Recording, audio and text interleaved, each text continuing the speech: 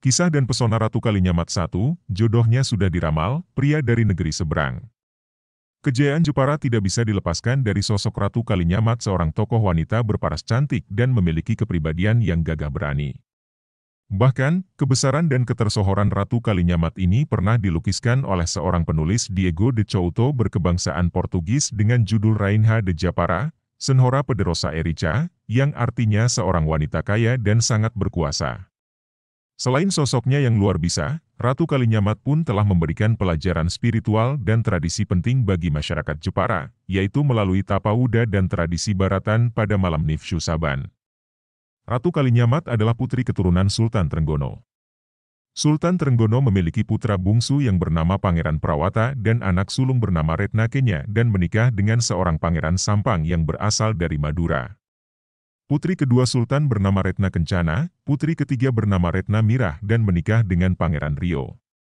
Ratu Kalinyamat merupakan putri kedua dari Sultan Trenggono yang memiliki nama asli Retna Kencana. Suami Ratu Kalinyamat seorang Kiai Wintang yang disebut juga Pangeran Hadirin atau Pangeran Kalinyamat. Suami Retna Kalinyamat, yaitu Pangeran Kalinyamat diceritakan berasal dari Aceh, yaitu seorang putra Sultan Ibrahim dengan gelar Sultan Muhayyad Shah dan waktu kecil bernama Pangeran Toib. Berdasarkan asal-usulnya, nama Ratu Kalinyamat diberikan kepada Retna Kencana karena mengacu pada tempat yang terletak antara Kudus dan Jepara. Pada saat itu tempat itu adalah tempat Pangeran Kalinyamat berkuasa.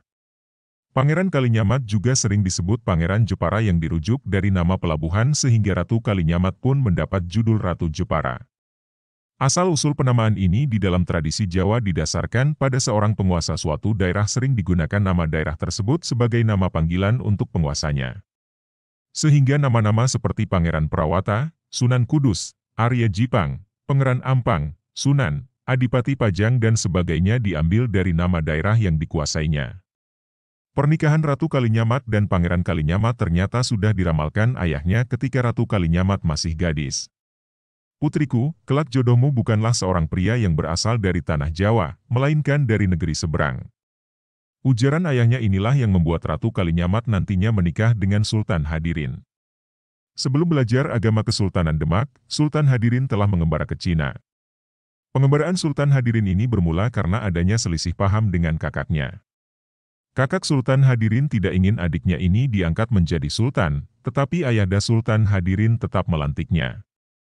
Menghindari permasalahan dengan kakaknya berlanjut, Sultan Hadirin memilih meninggalkan negerinya dan berkelana ke Tiongkok. Sesampai di Cina ia diangkat oleh seorang patih Tionghoa. Di Cina ia juga belajar bersama Cie Huyeguan yang menjadi ayah angkatnya itu. Pada suatu hari, Sultan Hadirin melihat ayah angkatnya bersedih raut wajahnya. Ia pun menanyakan dengan penuh hati-hati. "Ayahda, ada apa gerangan hingga bersedih hati demikian? Ceritakanlah kepada saya, mungkin akan mengurangi bebanmu." Mendengar pertanyaan anaknya, patih Tionghoa itu pun bercerita bahwa ia sedang menghadapi masalah yang rumit dan sulit.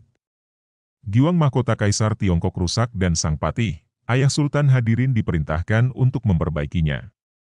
Ditulis, Yosi Wulandari Uade.